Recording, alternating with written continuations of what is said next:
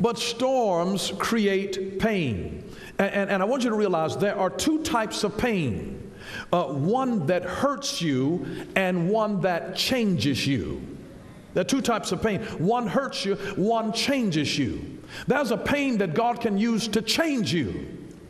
It's not to hurt you. Sometimes God will put He'll put us in a hole. You know how sometimes when a person has you and they're trying to get you to do something, they put your arm behind their back and then they turn it up. And they're like, say uncle, say. They're trying to get you to do something. And see, there are times when God is trying to get our lives to be shifted in a certain position. He puts us in an awkward position. Now, He's eternal. He can beat us at the waiting game. You can try to run from God. You can be rebellious against God. But you know your arm is behind your back. And He's like, I'm going to take it. I'll go as long as you can. I'll jack it up some more. And then eventually we end up having to tap out. And some people don't tap out until their 50s and their 60s. Some of them be 78, you know. But He will always beat you at the waiting game. He will always beat you. Some change, it comes to hurt you. Others comes to change you. It comes to change you. Whenever God allows a pain, it's to change you. It's to change you. It's not to hurt you. He's not trying to hurt His children. He's trying to change us. He's simply trying to change us. Because you know there's some hard-headed people. I mean, they will let you bend their thumb all the way back and they're like, okay. They'll be looking at you like, that's all you got? Some people have a high tolerance for pain. And that's why it can last so long, because they won't change until the pain becomes unbearable.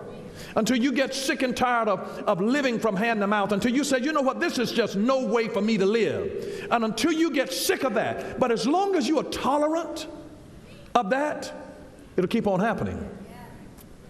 So God lets some pain come. There's a pain that hurts you, and then there's a pain that changes you.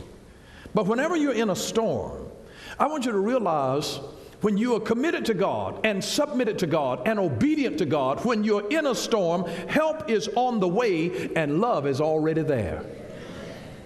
Help is on the way and love is already there. Even if you're in a storm, the love of God is already there. The love is not on the way. Help is on the way, but love is already there. You have to just search it out. God's love is already there. His love is already there. And I want to give you some shipwreck survival strategies. Because, listen, either you just got out of a storm, or you're in a storm, or you're headed into a storm. It is one or the other. You're going to be in one of those stages. Either you just got out of a storm, or you're in a storm, or you're headed into one. So wherever you are, and this is why I wanted to give you some storm survival strategies, storm survival. Here's number one: tighten, tighten, tighten, tighten. In Acts chapter 27, verse 17, notice it says, then the sailors bound ropes around the hull of the ship to strengthen it. They tightened it, they undergirded it, they strengthened it. You have to tighten things whenever you are in a storm. Tighten, tighten, bind it closer together. When your family gets in a storm, bind closer together. There's a tragedy that happens, bind closer together. If you're in a storm in your marriage, don't separate, bind closer together. Get closer together. Don't get on opposite ends of the bed. Embrace. Hold each other. Bind closer together. Tighten. Tighten the relationship. You're in a financial storm, tighten up your finances. Put down where you're spending every dime, and then you got to tighten it. You got to say, you know what? I can't do this. I'm going to have to save some money here. You have to tighten the budget. You have to tighten it. Whenever you get in a storm, look for areas that can be undergirded, tightened, or strengthened. They ran cords and cables under the ship to tighten it because they were in a storm. They tightened it. When you get in a storm, start tightening stuff. Start tightening stuff. Listen, if you're in a storm in the natural, you have to start tightening stuff. Men have to tighten their hats to their heads because it'll blow off. Women have to tighten their wigs and their weaves because you know a weave will grow out. You got to tighten it. You get in a storm, you know how it works, ladies. Touch your neighbor, say, tighten it, tighten it. Your eyes ought to be slanted. Tighten it. But it'll help you in a storm. It'll help you in a storm. I saw a lady getting ready to go in and have her baby. She knew that labor was no joke. She had her hair braided so tight her eyes were slanted. Because she knew she was getting ready to go into a storm. Whenever you're getting ready to face a storm, there's some things that you're going to have to tighten in your life. Tighten. It's a strategy. They ran cables and they tightened the ship. They tightened the ship. So if you get in a storm, tighten your relationship. Your relationship with your spouse, your relationship with your children, your relationship with your mother, your father, your brother, your sister, your relationship with God. Tighten your relationship with your employer. Tighten your relationship. Tighten the ship. Tighten the membership. Tighten the fellowship. You need friends to be able to come around you. You need a tight band of people that are able to help secure you. You need a support system because you're in a storm. You got to brace yourself, so you need to tighten things. You need to tighten the house up, put boards over the windows. You need to fasten this down and tie this and secure this. They secured it. So whenever you're in a storm, look for areas that can be tightened in your life. Look for what needs to be tightened. Anything that needs to be tightened, look for it and tighten it. And so here's the question: what do you need to tighten in your life or your walk with God? What is it that you need to tighten in your life or your walk with God? To strengthen, to undergird. What do you need to tighten in your life? Because it's not a matter of whether you'll ever have a storm. Storms come and go.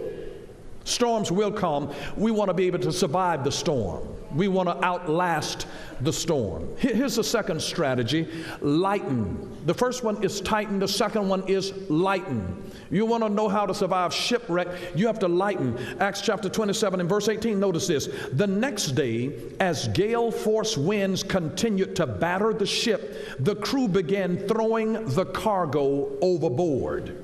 You get in a storm, you got to start getting rid of stuff. See, you have to get rid of the non-essentials. You know, if you get in a real financial storm, you have to start putting some stuff on eBay and Craigslist. You're going to have a garage sale. You're going to have to start getting rid of some stuff. You're going to have to, you have to downsize. You have to get some excess stuff overboard. I'm talking about surviving. Surviving. When you're in a storm, you got to make do until you can do better. You're just trying, how do I survive this? And you got some extra stuff that you can get off of your hands. You need to lighten the ship. The first strategy is to tighten your relationships, tighten the ship, but now it's to lighten. That's to get rid of stuff that you can make without. So you've got to be able to lighten it, because you don't just lose your soul just because you may lose your ship. Don't lose your soul just because you may lose your ship. You tighten and lighten. You tighten and lighten. When you tighten and lighten, tightening and lightening is about knowing what to hold on to and what to let go of. Whenever you're in a storm, you got to know, what do I hold on? What is a non-negotiable? What must I hold on to? And what is it that I can let go of to save our lives? To be able to save this marriage, we got to let go of some stuff. We've got to let go. When you're in survival mode, you're going to have to let go some of the cargo. It's just stuff at the end of the day. It's not you, it's stuff. Don't ever get stuff so attached to you that you lose your identity. You are still going to be you with stuff or without stuff. You've made it without stuff before, you can make it without stuff again. If you got stuff the first time, you can get more stuff later on. The thing is, when you're in survival mode, they will tell you, every time I get on an airplane, they tell you, in case of an emergency, there are oxygen masks that will drop down. Please secure your own oxygen mask on before trying to help others. You listen, until you help yourself, if you run out of breath, if you run out of inspiration, if you run out of motivation, you won't be able to help anybody else. Secure your own mask. And if there's an event, you know, they tell you where the ramp or the slide will come. They said, listen, don't try to get your laptop, don't try to get your briefcase and your purse. Pull your shoes off, get rid of your stuff, because you're trying to save your life. You have to get, I mean, when you're in a storm and you realize the ship is going down, you got to try to save your life now. You got to try to save your life. You're trying to save your life. So you tighten and lighten. Know what to hold on to and know what to get rid of. I love something that Soren Kierkegaard said. He said, to let go is to lose your foothold temporarily. Not to let go is to lose your foothold forever. You got to know what to let go of.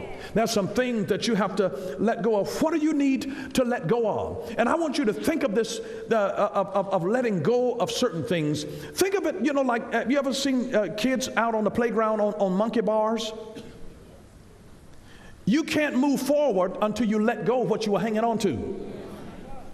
And see, I have no capacity to move forward until I let go of what was behind me. And when I let go of this one, then I can reach ahead. But I cannot even reach ahead and still hold on to something that used to be in my past. You got to know how to let go of stuff when you are in a storm. There's some stuff that you have to let go of. God, in fact, sends some storms to blow some stuff out of our way that has clouded our relationship with Him. He brings us back to a dependence on Him. Isn't it amazing that when you get in a storm, you all of a sudden start thinking about God? I mean, you really do. You may not have thought about Him in a long time, but if you get in a severe enough storm, you realize this is bigger than me. This is bigger than man. And that's why back in the day, old folks, they used to get around and just, shh, baby, shh, shh. God is doing His work. You just be quiet. People unplug all the appliances. They turn everything off, unplug stuff. Shh. We just be sitting there just... Somebody then quote, God works in mysterious ways, His wonders to perform.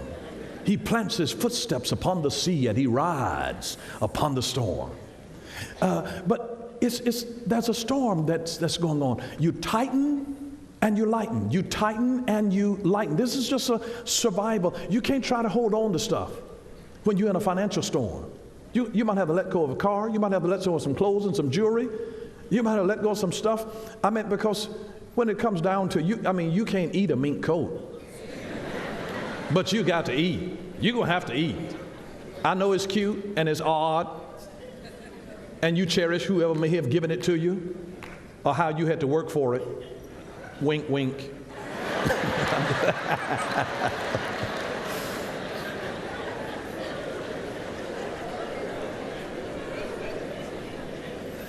Here's the third thing that I would say to you in your storm survival. To be able to survive your shipwreck, learn how to battle depression. Learn how to battle depression. Because I want you to see something in Acts chapter 27 here, verse 20.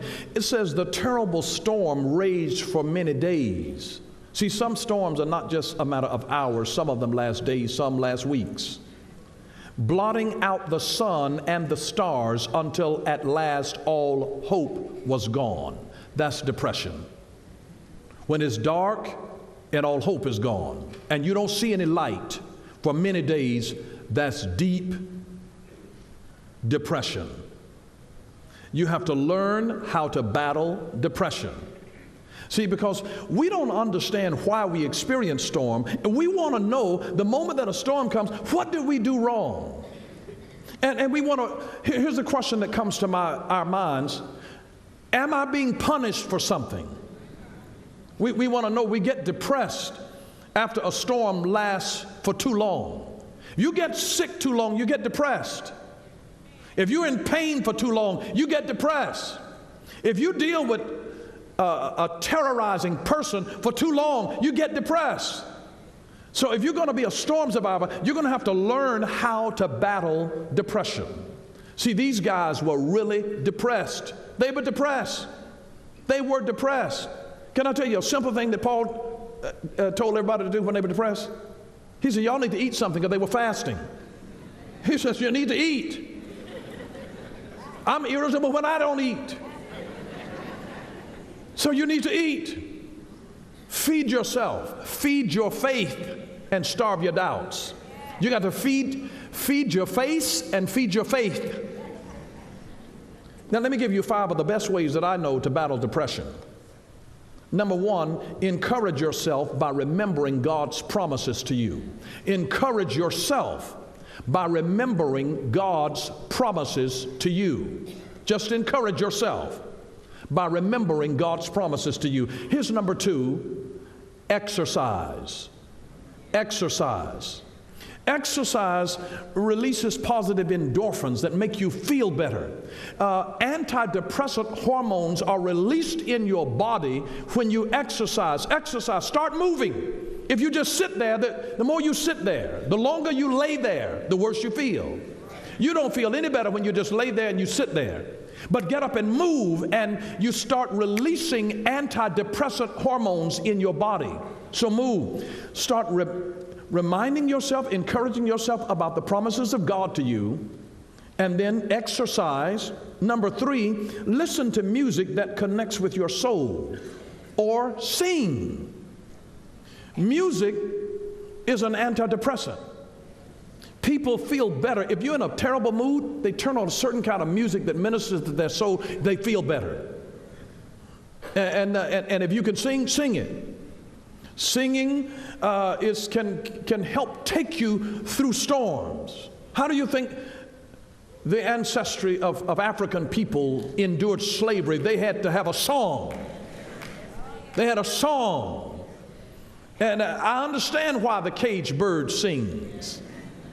He doesn't sing because he's in a cage. He sings because he has a song.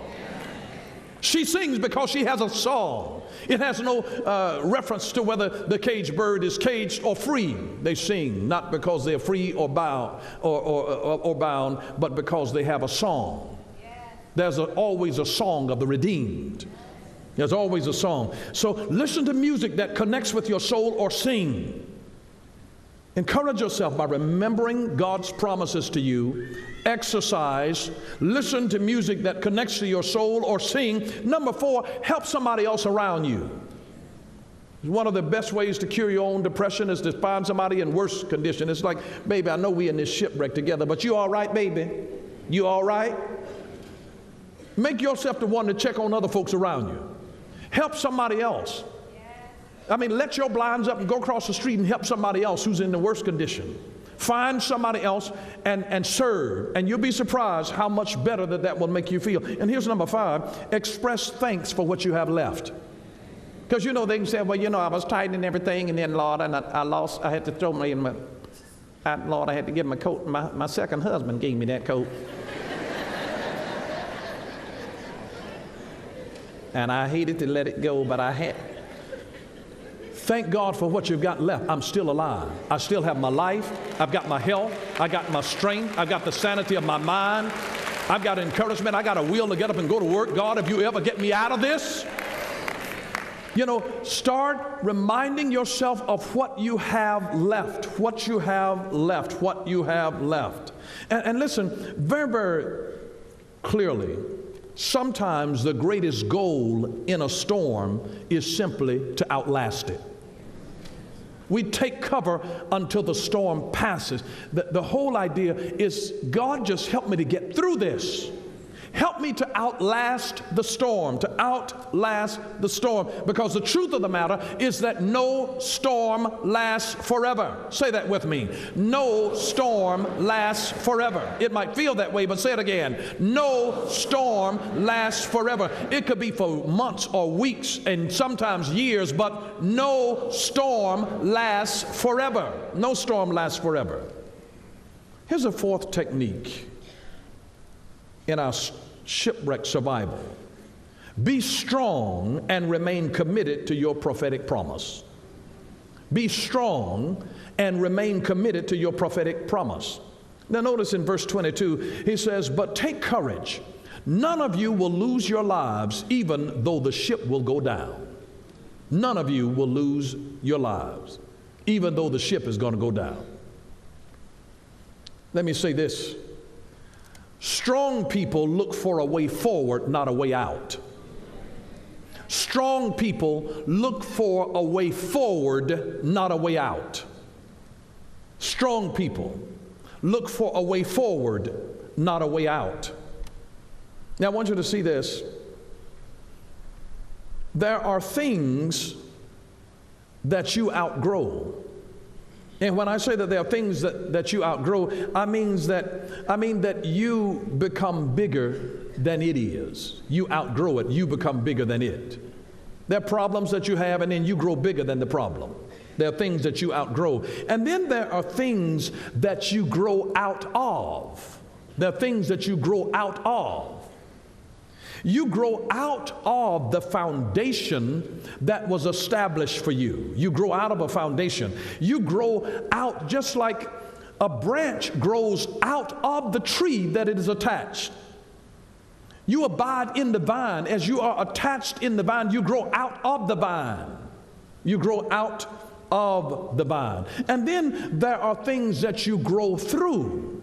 There are some things that you outgrow, there are some things that you grow out of, and then there are other things that you grow through. You grow through pain, you grow through problems, you grow through storms, you grow through fear, you grow through poverty, you grow through. I want you to look at your life like a seed. Your life is like a seed, and the seed has dirt put on it. The seed grows through the dirt. It bursts up it grows through the dirt. And so sometimes people can dump on you, but there's a seed in you. People try to cover you up, they try to bury you, but you're not buried, you're planted. And it means that you're coming up. You're coming up out of that, you're coming up through that. There are certain things that you grow through. Don't just go through a divorce, grow through the divorce. Let it make you a better person. Let yourself come into a place of healing so that you don't allow bitterness to fill your soul, because when you have bitterness on you, it marks you. There's a stench that you let off, and that's why then everybody's afraid to touch you after a while, because they can tell that you've been scorned. You see, there's a difference. I've explained to you the difference between being marked and being scarred. When you have bitterness in your soul, you are scarred, and it's like it puts a scar on you saying, don't touch this person, don't get involved with them, don't love them, and then you wonder why nobody wants to get close to you. You go through things, you grow through things, and sometimes the goal is just to get through things. You go through things, you grow through things, and sometimes the goal is just to get through things. Sometimes the goal is just to get through the storms. It's just to outlast the storm. And then there's this principle number 5 that I would tell you in the storm survival. It's focus on promises, not problems.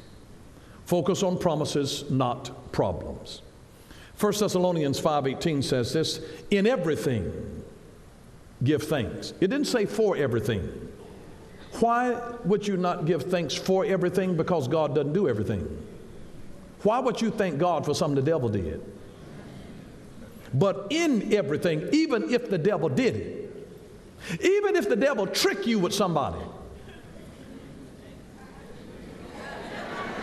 and God didn't let you die, thank God that through the negative situation, are you getting the drift?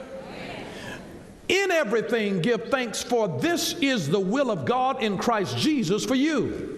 This is the will of God in Christ Jesus for you. In everything give thanks. In everything give thanks. In everything give thanks. Then I want you to notice Matthew chapter 8, verse 23 and 24. And Jesus got into a boat and started across the lake with his disciples. And suddenly a fierce storm struck the lake. You notice how the storm came? Suddenly. Storms oftentimes come without warning. Suddenly without warning. You remember the ice storm that we had a few years ago, and folks got stuck on the expressway and at school and all of that because it came suddenly, with waves breaking into the boat, but Jesus was sleeping. Now here's what I want you to get. The worst kind of storm that you could ever have is an internal storm. And the reason that Jesus could sleep while there was a storm going on is because there was no storm in him. He was in a storm, but there was no storm in him. He was in a storm, but there was no storm in him. Don't let the storm around you become the storm in you. And listen, I know we've got to tighten and I know we got to lighten because you're going to lose some stuff. May I remind you of this? At the end of the day, it's just stuff. At the end of the day, it's just stuff. And realize that perhaps one of the most liberating things to you, when you begin to think a little more of yourself than perhaps what you ought,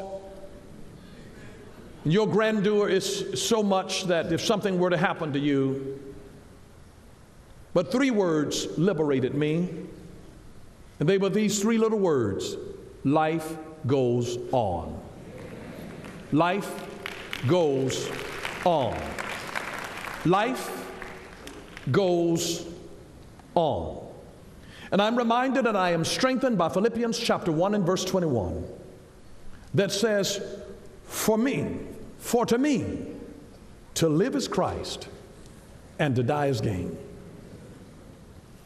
If I live, it's going to be for the glory of Jesus Christ. And if I die, it is my gain. I mean, God has painted us into a situation where we are in a win-win. If I live, it is Christ. If I die, it is gain. You're in a win-win. It's just stuff anyhow.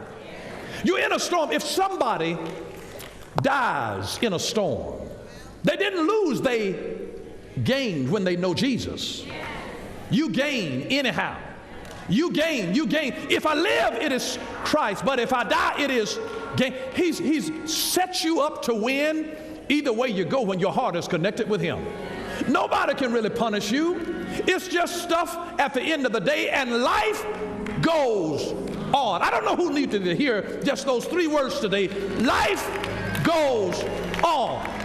Life goes on. You can crawl into a hole and be depressed all that you want. Life goes on. Life goes on. If the President of the United States dropped dead tomorrow, folks are still going to go out to eat. They're going to be watching television. Life goes on. If there's an earthquake, if there's another attack, life goes on. If we live, it is Christ. If we die, it is gain. I pray that you got something out of the word of the Lord today to strengthen you in your walk with God. Thank you for watching Power for Living with Bishop Dale C. Bronner. Join us again next time for Power for Living, where revelation is power. Power for living.